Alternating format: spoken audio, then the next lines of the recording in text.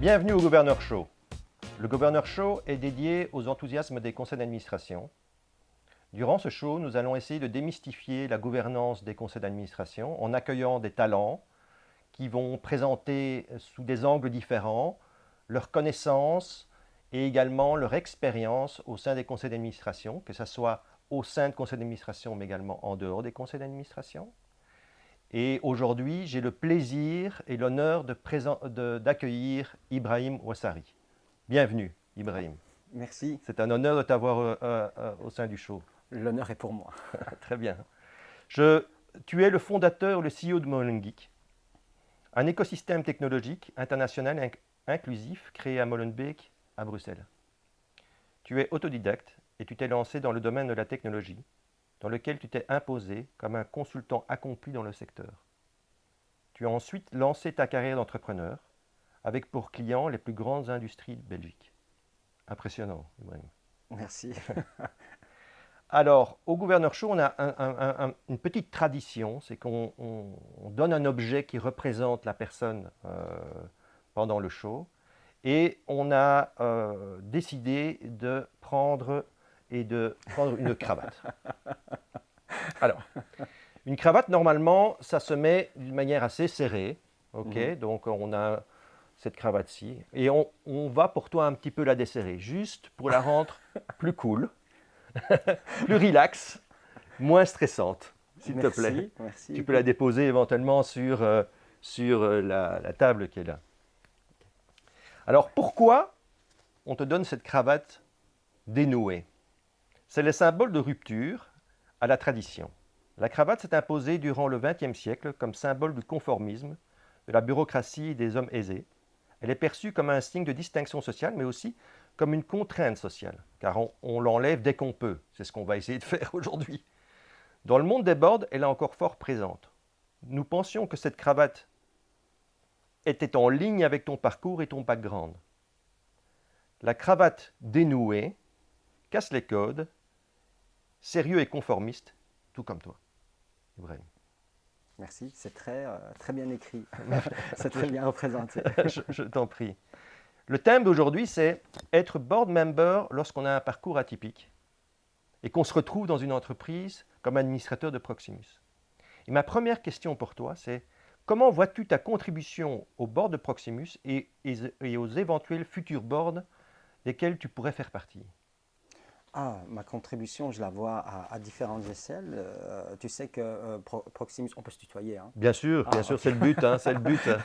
Donc tu sais que Proximus a un gros programme sur Inspiration 2022, donc 2022, avec 4 gros piliers, et l'un de ces piliers-là, c'est la connectivité. Pour moi, Ouais.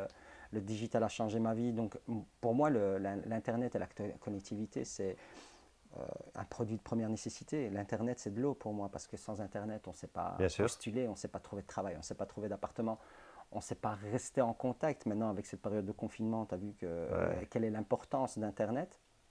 Et puis, il y a tout l'aspect aussi éducatif, où Proximus a un grand rôle à jouer par rapport aux écoles et tout ce qu'ils mettent en place à ce niveau-là. L'éducation. Exactement, il y a la transformation au sein de Proximus aussi. Ils veulent être beaucoup plus agiles, ils veulent être une entreprise digital native. Et là, moi, j'ai une expertise au niveau start-up, agilité, que je peux amener au sein de ce board. Donc, l'expertise ne vient pas juste, je crois qu'une plus-value dans un board ne vient pas juste des diplômes ou d'expérience dans de grandes sociétés. Je pense que parfois, pouvoir avoir un profil ou deux qui sont un peu atypiques peut vraiment amener un plus dans une entreprise comme Proximus qui est un fleuron du digital belge. Quand même. Absolument. C'est une volonté ou déjà ça a démarré déjà, cette révolution? Est-ce qu'on est dans une volonté, on a une stratégie, on a un plan et donc on attend de démarrer, ou bien c'est vraiment quelque chose qui a déjà démarré? Ça a déjà démarré Inspiration 2022, parce que normalement ça doit être fait en 2022. Et ça a déjà démarré, mais c'est toujours en constante évolution. Et donc mes collaborateurs, mes collègues au board, on peut encore essayer d'intervenir, essayer de suggérer des choses pour pouvoir améliorer les choses. Mais je pense que Proximus a vraiment beaucoup de challenges à mener d'ici 2022 et encore après. Oui, parce que ça veut dire recruter de nouveaux talents, des nouveaux profils. Recruter des nouveaux talents, des nouveaux profils, c'est 5 milliards, plus de 5 milliards investis dans la connectivité. D'ici 2000, si je ne dis pas de bêtises, d'ici 2030, c'est faire en sorte que 100% des Belges soient connectés à la fibre. Et là, c'est 100%, donc avec les Ardennes et tout. Hein. Ouais. Donc, c'est un vrai challenge. C'est d'ici 2023, donc c'est demain, 2023. Ouais. Toutes les écoles doivent être connectées à la fibre.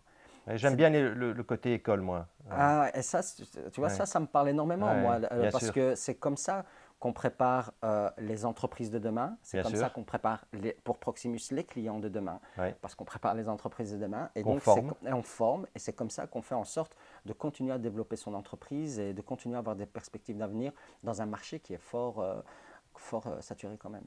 Parce que les écoles, c'est un vrai challenge. D'ailleurs, toutes les... Tu appelles ça un challenge, moi j'appelle ça un chantier, tu vois. Brique par brique. Oui, parce que en fait, il y a énormément de choses à faire et il y a très peu de choses qui ont été faites. Et le confinement, le e-learning a mis en exergue énormément d'inégalités. Mais je ne vais pas te dire qu'il y a des élèves qui étaient là et d'autres là. Oui. Mais normalement, les élèves qui sont là, ils devraient être encore plus haut. J'ai envie de te dire, parce qu'on est en retard. Et ceux qui sont surtout. Là, remonter. Mais oui, on doit pas faire en sorte de dire on va lutter contre les inégalités, donc on va freiner ceux qui sont bons. Non, lutter contre les inégalités, c'est faire en sorte que ceux qui sont plus bas remontent et rattrapent ceux qui sont au-dessus. Absolument. Et ça, c'est un chantier énorme. C'est un chantier énorme en matériel, mais du matériel sans software, ça ne sert à rien. Et du software sans formation, ça ne sert à rien. Voilà. Exactement. Et donc, c'est pour ça que j'appelle ça un chantier et pas des challenges. Les challenges, ça va encore. Quelle est ta vision en tant qu'expert du digital aujourd'hui, quand tu vois le monde actuel dans lequel on vit? On est tous passés par une période difficile. C'est quoi un peu la vision future? Tu en parlais, l'éducation, mais ça pourrait être autre chose aussi. Écoute, pour moi, encore une fois, je suis convaincu que le digital peut amener énormément de solutions dans la vie de chaque citoyen dans ce monde, parce que ça a impacté ma vie et faire en sorte d'amener, de rendre accessible ce digital-là comme il a été accessible pour moi, c'est quelque chose pour moi de primordial. Moi, je suis persuadé qu'on peut faire de la Belgique la Silicon Valley belge, européenne. J'en suis sûr. J'y crois. Pourquoi? Parce qu'il y a les talents, il y a la bonne volonté, il y a... Avant toute chose, Bruxelles et la Belgique est un pays super sexy pour s'y installer. On y vit bien, on a une bonne qualité de vie. Les gens oublient ça parfois. C'est très important si on veut que les gens restent et continuent à y travailler. Donc ça, c'est super important. Je vais dire qu'on est à 50 € de toute l'Europe. Exactement. Parce qu'on a quand même des hubs ici avec toutes les lignes aériennes. On se retrouve à 2 heures de n'importe quelle grande capitale européenne. Bien sûr. On est à 6 heures de décalage de New York, donc on peut collaborer encore avec les États-Unis sans souci. À côté de ça, il y a un potentiel énorme de talent. On a une expertise, on a un vrai labo, on a un pays qui est bilingue, trilingue, avec plusieurs communautés, on a un vrai laboratoire de collaboration, de compromis, ce qui est très important dans une entreprise pour la développer. Donc, on a vraiment et on arrive à faire les choses. On a des assets. Ouais, on a des assets clairs, on a des avantages, on a des opportunités qui sont vraiment sous-exploitées. Et pourtant, le digital aujourd'hui, quand on essaie de monter des boîtes, des startups, dans les jeunes qui essayent de se lancer, après ils ont leurs premiers employés développeurs, c'est compliqué de trouver des développeurs, c'est compliqué de trouver des personnes qui font de la techno. Tu penses aussi qu'il y a un effort à faire au niveau des jeunes qui montent vers le digital, l'apprentissage, etc. On parlait tout à l'heure des écoles. C'est un thème qui m'est assez cher. Tout l'écosystème startup, je ne trouve pas le développeur, je ne trouve pas telle personne, je ne trouve pas le full stack, je ne trouve pas... Il y a un truc à faire là, tu penses? Tu sais, moi je pense que le vrai challenge par rapport aux problématiques que tu abordes là, tu vois, pour favoriser un écosystème, c'est un peu comme quand tu construis une maison, tu vois. Tu ne peux pas habiter ta maison si tu as fait que la salle de bain. Tu comprends ça? C'est pas possible. il y a des investissements à faire à plusieurs niveaux différents, que ce soit dans l'information, que ce soit dans la connectivité, que ce soit dans le matériel, que ce soit dans l'attractivité économique pour les entreprises et tout ça du pays, pour que ça fonctionne. Une des barrières que je vois qui freine énormément de nos startups, de nos jeunes talents et tout, mis à part de trouver des talents, une fois qu'ils ont trouvé les talents, qu'ils ont le projet, qu'ils ont le marché, c'est les financements. Bien sûr. Il y a un vrai problème d'accès au financement, au VC, au fonds d'investissement, ici en Belgique. Il y a aussi une mentalité qu'il faut mettre en place. Il y a de la confiance à développer chez les investisseurs. Il y a une mentalité de prise de risque. On est des épargnants ici en Belgique. On aime bien avoir nos petits sous sur le compte épargne, même si on n'a pas d'intérêt dessus. Et donc tout ça, il faut mettre en place des choses. Mais je veux dire, de manière parallèle, parce que si tu travailles juste sur la formation, tu vas mettre des talents en place sur le marché qui ne vont pas avoir de travail parce que les startups ne trouvent pas de financement. Et voilà. Et donc, c'est super important que le développement de cet écosystème se fasse de manière parallèle, tous ensemble. Avec un financement correct et agile. Qu'on commence à croire vraiment à notre potentiel. On a vraiment un potentiel énorme ici en Belgique. Qu'on commence à y croire et qu'on commence à y investir vraiment. Parce que la Belgique a toujours eu une histoire d'entrepreneurs. On a toujours entrepris, on a toujours été le fleuron dans le métal, dans plein d'autres choses, dans le charbon et même à Bruges à l'époque, on faisait même dans tout ce qui était textile et tout ça. Donc on a toujours été quand même des pionniers, on a toujours eu des fleurons misons. Arrêtons d'avoir peur et misons dans nos talents. Et là, quand je dis dans nos talents, je peux parler de jeunesse. Et quand je dis jeunesse, je ne parle pas juste jeune âge, je dis jeune entrepreneur. Donc, une ancienne caissière de supermarché peut être une jeune entrepreneur aussi. Absolument. Misons sur eux parce que et lancer son e-shop. Exactement. Voilà. Et c'est ces gens-là qui vont commencer à créer une nouvelle économie. Et si on ne s'y investit pas maintenant, on va rater le train et ça va aller en France, en Allemagne ou même ailleurs. Mais pas chez nous. Non, clairement. Quels sont les obstacles que l'on rencontre lorsqu'on a un parcours comme le tien et qu'on atterrit dans un monde où tout le monde a un parcours traditionnel? C'est quoi, si tu devais donner des exemples, des learnings, des takeaways, etc. sur les obstacles et comment faire pour les passer, parce que j'ai lu beaucoup d'articles sur toi, c'était très intéressant.